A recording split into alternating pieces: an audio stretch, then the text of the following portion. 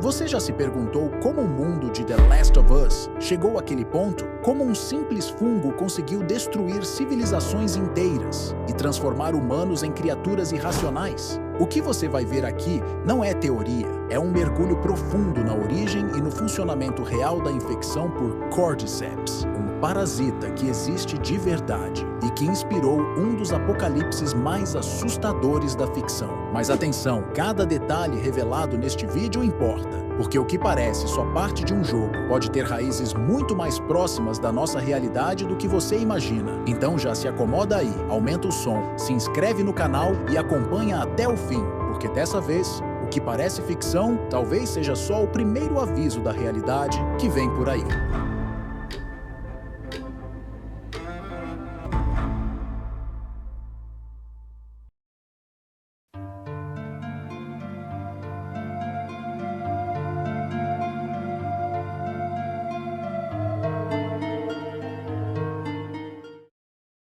Para começar, você já se perguntou por que, em The Last of Us, os infectados não são apenas mortos-vivos? Eles não vagam em busca de cérebros, nem se arrastam com carne em decomposição. O que vemos ali é algo diferente, algo mais real e perigosamente possível. Eles se transformam, se adaptam, crescem como raízes, num corpo que ainda caminha. E o mais inquietante, eles se conectam, como se fossem extensões de uma única mente, de um único organismo que está abaixo de tudo, esperando, escutando. É como se a própria natureza tivesse se cansado da humanidade e agora estivesse contra-atacando. O que muitos não sabem é que essa ameaça não surgiu de uma experiência mal-sucedida, nem de um vírus alienígena. Tudo começou com um fungo que realmente existe no nosso mundo, Ophiocordyceps unilateralis, conhecido como Cordyceps, um nome até estranho, mas que esconde um dos processos mais cruéis e engenhosos da biologia.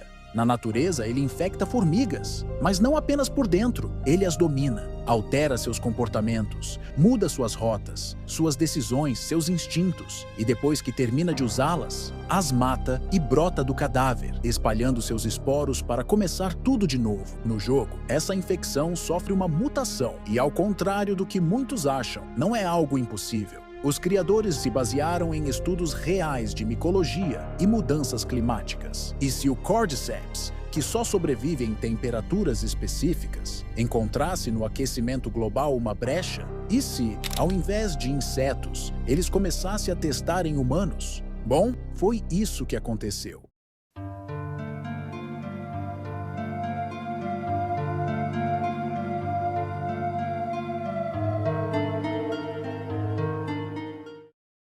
Tudo começa com uma adaptação. Não é como um animal que muda de pelagem. É algo mais sutil e mais ameaçador. O fungo Cordyceps tem um limite. A temperatura do corpo humano é quente e hostil demais. Na narrativa, o aquecimento global teve um papel crucial. As temperaturas do planeta subiram, os ecossistemas se desequilibraram e, com isso, o fungo, pressionado, forçado a sobreviver, encontrou um jeito de resistir ao calor, de crescer em corpos humanos, uma pequena mutação genética. Mas não pense que essa mudança aconteceu de forma explosiva. Ela veio sorrateira. Começou nos alimentos, em produtos contaminados, grãos, farinhas. Que parecia seguro se tornou o canal perfeito para a infecção. Não havia febre, nem erupções. Apenas um comportamento estranho, uma confusão mental. Pequenas alterações no jeito de falar, andar, até que fosse tarde demais. Você começa a ver os sinais quando é impossível voltar atrás. As vítimas param de se comportar como humanos, perdem a identidade, e a mente já não obedece mais à consciência. Ela obedece a outra coisa, que se aloja no cérebro e o transforma em uma verdadeira ferramenta de multiplicação. E é aí que surge o verdadeiro terror. Esses infectados não estão doentes, estão funcionando exatamente como o fungo quer, como parte de um ciclo perfeito de expansão. Não há plano, não há crueldade, apenas um sistema operando, sem falhas, sem emoções, só a ordem fria da biologia, transformando humanos em pontes vivas para a próxima geração do parasita. E tudo isso levanta uma nova dúvida. Se o fungo já venceu o corpo, o que acontece com a consciência da vítima?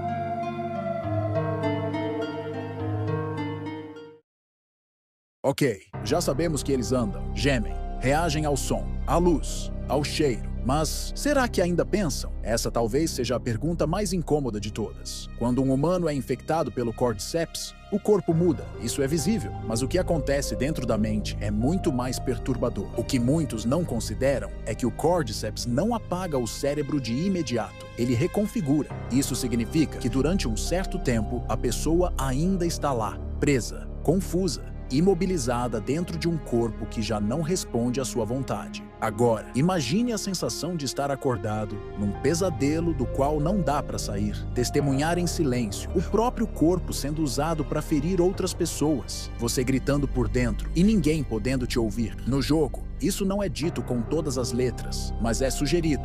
Em pequenas pistas, diálogos, cartas deixadas para trás, tudo indica que nos estágios iniciais da infecção há lapsos de consciência e momentos de lucidez. E isso é o verdadeiro horror. Não a morte do corpo, mas a morte lenta da vontade.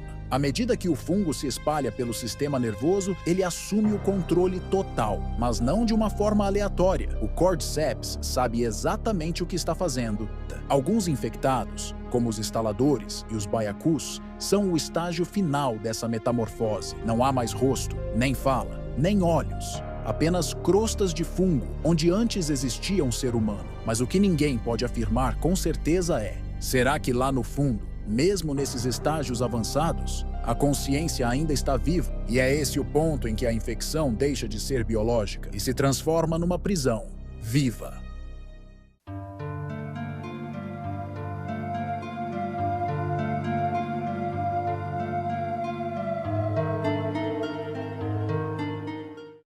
O que acontece em The Last of Us é assustador, exatamente porque tem base real, e isso muda tudo. O que muitos não sabem é que o Cordyceps verdadeiro, ele invade o corpo de uma formiga, por exemplo, mas não consome tudo de uma vez. Ele mantém o sistema motor funcionando e desliga o resto. Na obra, essa lógica foi ampliada para o corpo humano, e é isso que torna tudo tão macabro. O fungo invade pelo sistema circulatório, vai direto para o cérebro, mas não causa uma inflamação destrutiva. Ele modifica os impulsos nervosos. O mais assustador é que o corpo ainda funciona. As cordas vocais, os músculos, os reflexos, tudo segue ativo, mas agora controlado por uma consciência externa, uma espécie de piloto automático conduzido por um organismo que não sente, não pensa, apenas executa. Isso explica os movimentos rápidos, os ataques coordenados e a capacidade de perseguição. Não é inteligência, é padrão. É o Cordyceps usando cada nervo como se fosse um fio de marionete. E é por isso que os infectados não têm piedade. Mas há um detalhe ainda mais perturbador. Eles ainda conseguem ouvir o ambiente à sua volta, mas não conseguem reagir como humanos. E é aí que entra o papel do som, porque no silêncio, o fungo escuta.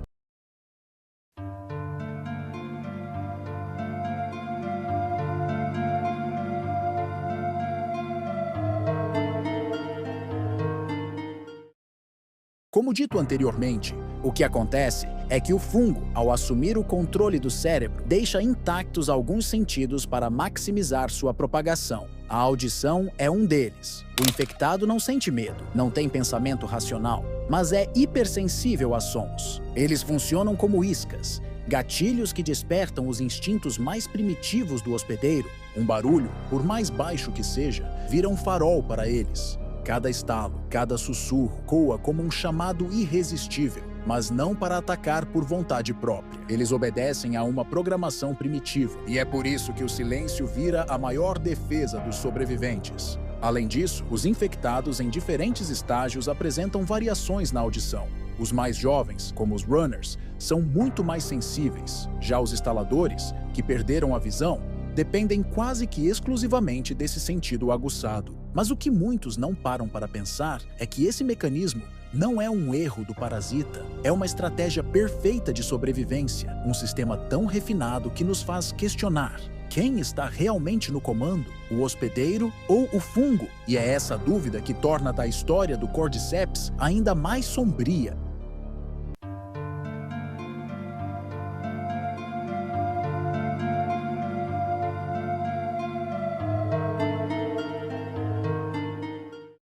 Em The Last, os estágios da infecção não são apenas graus de contaminação, são formas de adaptação, fases de um plano muito maior. O recém-infectado ainda se parece com uma pessoa. Anda, corre, grita, mas com o tempo ele muda. A carne dá lugar ao fungo. O rosto se abre como pétalas podres. O som dos passos se transforma em estalos secos, assustadores, e então surgem eles, os estaladores. Cegos, mas letais, caçam pelo som. Sua cabeça, tomada por placas fúngicas, vibra a cada eco. Depois, vêm os baiacus, corpos deformados, inchados, resistentes a balas. Eles não só atacam, eles lançam esporos, como se fossem bombas ambulantes de contaminação. A presença deles indica uma infecção que ultrapassou os limites do corpo. E ainda há mutações desconhecidas, aqueles que aparecem raramente, como o Rei Rato, um amontoado de corpos unidos pelo fungo, um erro de laboratório ou um presságio do que ainda está por vir. O Cordyceps não quer apenas controlar, ele quer dominar todos os ambientes. Cada mutação é uma resposta, uma prova de que o inimigo está pensando, calculando e evoluindo. Enquanto os humanos perdem esperança, o fungo se fortalece. Porque o horror não está só no que já vemos, está no que ainda não vimos, na escuridão.